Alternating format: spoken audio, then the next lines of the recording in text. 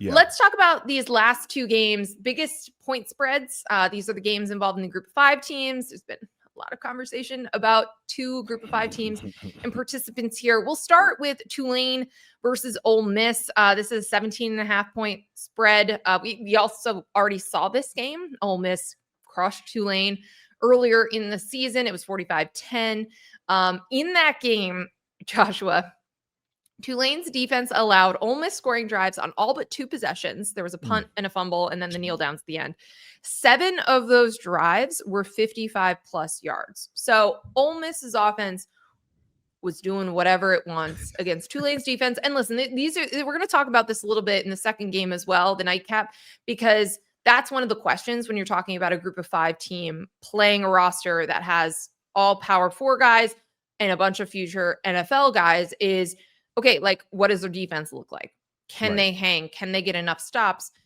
They were not able to do that the last time they played. This game was also in Oxford. Couple of key differences, of course. No Lane Kiffin in this game, but he did lend out a lot of key pieces. Like, there are a lot of staffers that are going back to Oxford that have been pulling double duty at LSU and then also coaching Ole Miss for this run. So we know Pete Golden got elevated, the defensive coordinator. He is now the head coach at Ole Miss, but also he's got the Saban hands too, by the way. Oh yeah, he's doing the Saban hand gestures. Everybody. Yeah. It's weird. But also look at who else is back.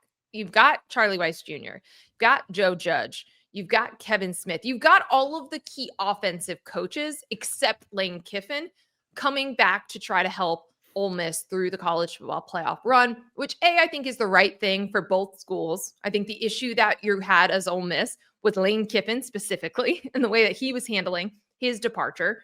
But I like this because it does give them the best chance to win a few games here.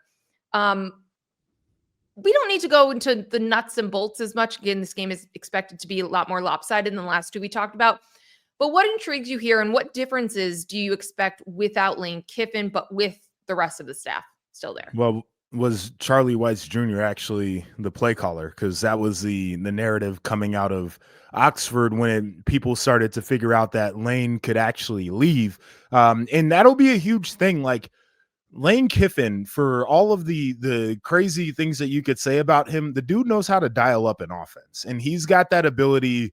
Like, people talked about it. When he whistles, he sees something on the defense, he'll whistle, quarterback will look over, they get into the right look, big shot play, over the top touchdown.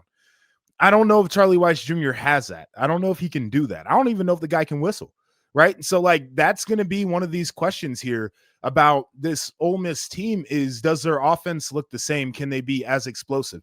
That's probably where it starts and ends for me on Ole Miss. I think their defense is going to be what they have been, which is not an elite defense. I don't think one that can win them a title. So it kind of is what it is. And then for Tulane, like, the path that they took to get here, they had some big wins. They had some Power 4 wins throughout the year. This was the black eye on their resume, like, just from a standpoint of got their butt whooped by a team that people thought could compete toward the top end of college football. How do you come back out for this one? Right? Like, that's basically what it comes down to is what did you learn from that game and what did you learn over the course of a year? Can you make this thing to where you drag them out into deep water? Are there ways that you can create turnovers? Are there portions of the game where you can gain an edge? Is it a special teams play? It's surprise onside kick, right? Like, you have to bring all of those things out in a matchup like this one. And I would try some of these things because you do have a guy who for the first time is a head coach. I would force him to have to win in the margins and be a great situational coach in a game where they're favored by a lot of points. You also have a head coach for Tulane who is pulling double duty. He is also the head coach at Florida. We talked about him a little bit earlier, the DJ Lagway situation. But yeah, you've got nothing to lose. Tulane celebrated when they knew for sure they were going to be in the playoff when they won the American. They had to go through a gauntlet. That league was very challenging this year. Yes. I'm with you. I would do the early surprise onside kicks. I would do whatever you possibly can early. You also, again, we just went through this. Like, the defense was the problem. They could not get stops. They could not shorten possessions. They were letting Ole Miss have these long drives that ended up with points. And so it's not even really about Tulane's offense.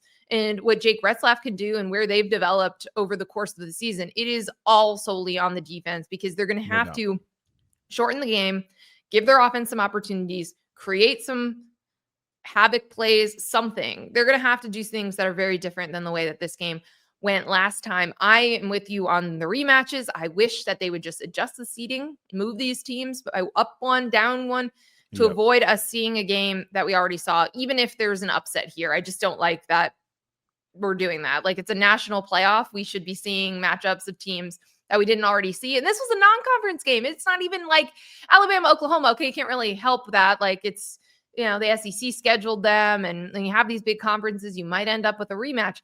This was like actively scheduled in the non-conference. We don't need to see it again.